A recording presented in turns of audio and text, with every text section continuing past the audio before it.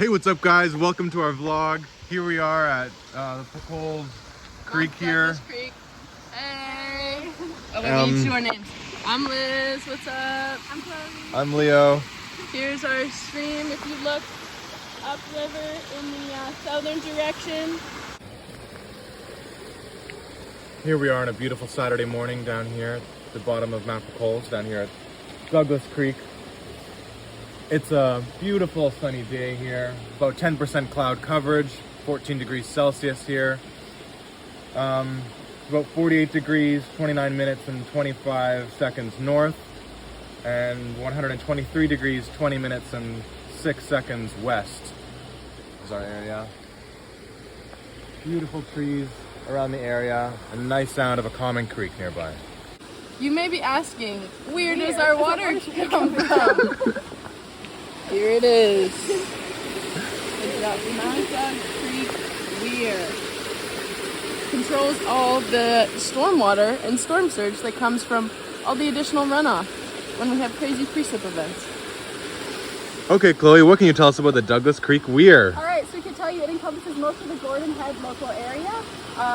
Basically roads, driveways, roofs occupy 37% of the watershed here. So water drains from these impermeable surfaces and travels through the storm system into the creek in that northern direction there. I think the weir is just talking about this. Here we have a beautifully drawn out map of our local area here. You can see multiple of the different features here, the starting point out at the weir, all the way down throughout the creek and where we'll be getting on throughout the rest of the video. Alright, and this is talking about the source of where all this wonderful water is coming from in Mount Doug Creek. So, there's a lot of development, a lot of neighborhoods just in this direction. Lots of impervious surfaces, and so all that water, most of the water in the Mount Doug watershed is going to come from that neighborhood and be channelized into this stream right here. Wow. So you may be asking, is this a meandering creek? Is this a braided creek? No, neither. This is actually an incised creek, an altered creek. So, interesting thing, as you can see right here, this is a human-built structure because there was just so much development happening all around the stream that what once was a salmon-bearing habitat was altered so much that it could no longer hold the salmon and have the habitat that they need. Since then, there's been a lot of restoration happening to bring those salmon back.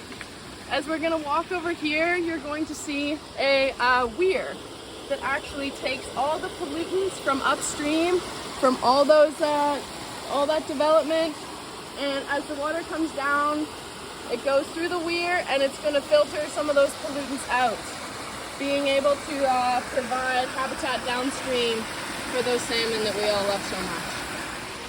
Hey guys, so here we are coming down to the weir. This is a great spot because you can really get super close to the creek here. You can really see where all that water is moving around. It's really loud, but there it is.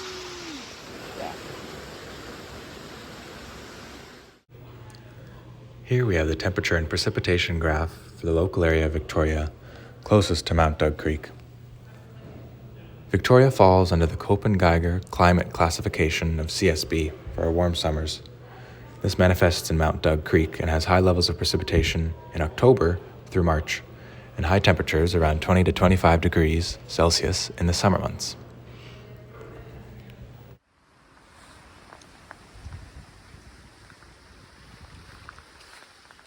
Alright, and if you look straight ahead, we have some beautiful, what I think are mallard ducks. Obviously chilling, maybe sleeping, we don't know.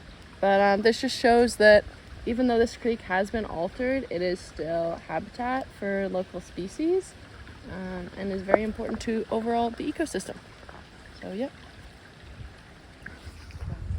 Alright, here we're at the culvert at the stream headwaters. As you can see, all the pollution and stormwater from the surrounding urban area is running off here into the stream before it heads towards the weir. And as you can see, it's pretty flat. The stream's moving quite slowly, so we don't have much of a gradient.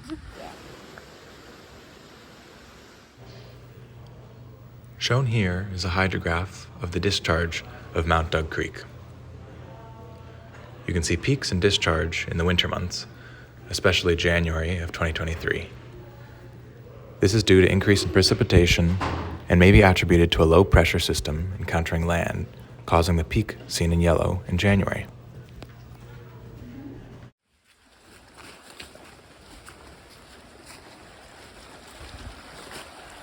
Damn. Look at that cut bank. Very nice. A beautiful meander in the northern direction here. Wow. Stunning creek. Very cool. So here we have a little mushroom growing here. This is just a great evidence of the luscious life that we have around in this area. Probably from all those salmon who died and then give nutrients to the surrounding forest. And probably that mushroom. Here I am at the cut bank. This is an area of erosion in the stream. As you can see, it's on the outside curve where the water flows faster. So we're just going to keep cutting this bank further and further away. As you can see, plant life can still thrive as we've got some English ivy, which is invasive, but still living plant, hanging down.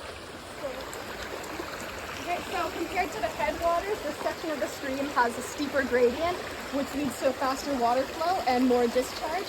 And as you can see, this leads to more erosional features like the cut bank. Here we can see some cliff-like area, some clear elevation change in the river, some evidence of flooding. And if we get a closer look down here, we can see some bedrock, which is evident of the form and function of the river and its resistance to erosion, which is a great, super cool, interesting feature we have here. Wow. Alright, so here, if you're looking at this little island here, since we have such a beautiful meander, this area over here could actually be the neck or the cutoff point. And so what would happen there is we have our cut bank upstream, and we're also going to have a bit of erosion, whoa, downstream, cameraman down. And eventually, if there's enough discharge, if we have enough time, this could actually cut off this whole bend of the river, could become an oxbow lake. And the river will take the path of least resistance and will straighten out. Pretty interesting. Okay, so as you can see here, as natural as the stream looks, we have yet more evidence that it is incised. As you can see, the bank has been reinforced with rocks. And if you look very closely, you'll see cables as well, just holding all these roots and rocks together. And this is actually preventing the outer meander from eroding the bank back further. Alright, so as you can see down here, we have one of my favorite features. It is called an eddy. When I was a kid, I used to call it a yeti. And so basically what happens with an eddy is you have a section of calmer water where the current is actually traveling backwards. So if you look over here into this very calm section and you follow the path of those little pine needles, and that leaf there, you can actually see that they're kind of traveling upstream. And so yeah, that is the characteristics of an eddy. Great place for fish, great place just in general. Love an eddy. Yeah. Alright, so just a note about the local topography. As you can see around me, we have a lot of biomass. This is a very dense area. It's relatively flat right here. There's a slight gradient. And then just over in that general direction, we've got Picoles Mountain, which will bring a lot of water down into the area. And from the headwaters of the stream down to the ocean, we've got a slight downhill gradient. All three of our features, the cut bank, the reinforced slope, and the eddy, are all related to the topography and discharge, because without more dense vegetation and a moderate gradient, the discharge would be much higher, causing a lot more erosion.